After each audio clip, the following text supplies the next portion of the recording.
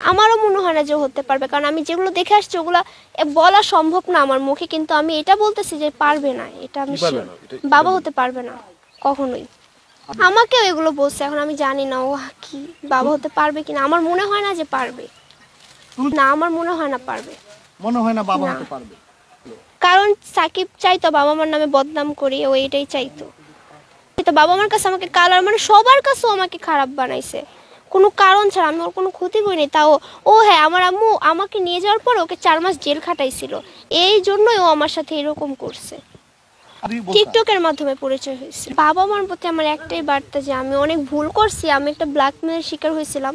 তখন আমার বাবা মার কাছ থেকে আমি লেখাপড়া করতে চাই, আমি এইভাবেই সামনের দিকে এগিয়ে যেতে চাই। আমি ওই সাকিব জুনিয়র সাকিবের কাছে আর কখনো আমি যাইতে চাই না। আর ও আমি জানি এই নিউজটা দেখার পর ও আমার অনেক ক্ষতি করবে।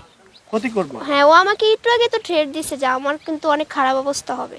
সাকিব দিছে, বলে তুমি অনেক শান্তশিষ্ট ভদ্র একটা মেয়ে, আমার এরকম মেয়ে অনেক ভালো লাগে, আমি তোমাকে বিয়ে করতে চাই। আমি তখন বলছি যে দেখেন আপনি তো বিবাহিত আর আপনার বউ হচ্ছে একটা জল্লাদ, আমি আপনাকে কিভাবে বিয়ে করব।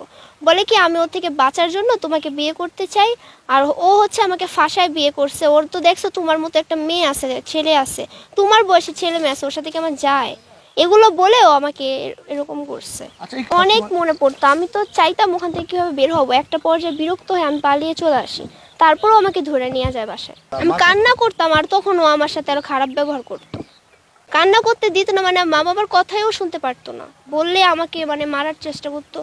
ও হচ্ছে নিজের মাথা নিজে ফাটাইতে গেছে অনেকবার দেওয়ালের সাথে, আমাকে এইভাবেও ব্ল্যাকমেল করতো।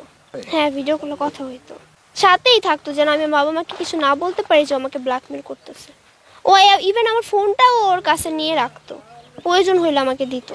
প্রতিশোধ নিশ্চয়ই যে আমার আম্মু জেল খাটাইছে এর, আর হচ্ছে ও ভাইরাল হওয়ার জন্য এরকম করছে, মানে আমাকে খারাপভাবে ভাইরাল করার জন্য এগুলো করছে। ভয় তো আসি, কারণ এত খারাপ একটা মানুষ 3বার যেহেতু ঠকাইছে, এবারও তো আমাকে কিছু একটা করবে, ছাড়বে না তো। না আমি নিজের ইচ্ছে যাইনি, ও আমাকে জোর করে নিয়ে গেছে, মাত্র তো বললাম টিকটকের কথা বলে। নিজের ইচ্ছায় আমি যাবো কেন, এটা ও আমাকে শিখায় দিছে। আমি আপনাকে বলি, আমার বাসায় ঠিকই হুজুর আসছিল, তখন আমি নিচে নামছি, ও আমাকে বলছে আমি তোমাকে একটু দেখা করবো, তোমার সাথে টিকটক করবো। আমি তখন বাসার নিচে নামি, আর তখন আমাকে ধরে নিয়ে যায় জোর করে। আচ্ছা, আপনি যদি জুনিয়র সাকিবকে নাই ভালোবাসেন, তাহলে কেন তার নাম্বার দিয়ে রেখেছেন, কিংবা হাসপাতালে 2বার দেখা করতে গিয়েছেন? আপনার মাও গিয়েছে। আমি তো মায়া করছিলাম ওকে, আমি ভালোবাসিলাম এটা ঠিকই, বাট ও ভালোবাসে না, ও অভিনয় করছে আমার সাথে। না কখনোই নাম চাই না, 3বার ঠকাইছে, আপনি এটা বুঝতেছেন? 3বার ঠকার পরে মানুষ আবার কিভাবে ওই মানুষকে চায়? ও তো ঠকাইছে আমাকে, আর আমি এগুলো নিজের চোখে দেখে আসছি যে কতটা জঘন্য তো সে ছিল, তাই না? আমি যদি এটা বলতাম বাসায় নিয়ে যে আমাকে ইচ্ছা মতন মারতো, আমার এটা বলা সম্ভব ছিল না। আমার মাকে জিজ্ঞেস করেন, ওর কাছে থাকা অবস্থায় আমার মাকে কল দিতে পারতাম না, ভয়েস দিতে পারতাম না, তুই মেসেজ দিয়ে মাকে বলছি আম্মু তুমি আমাকে বাঁচাও। এইটা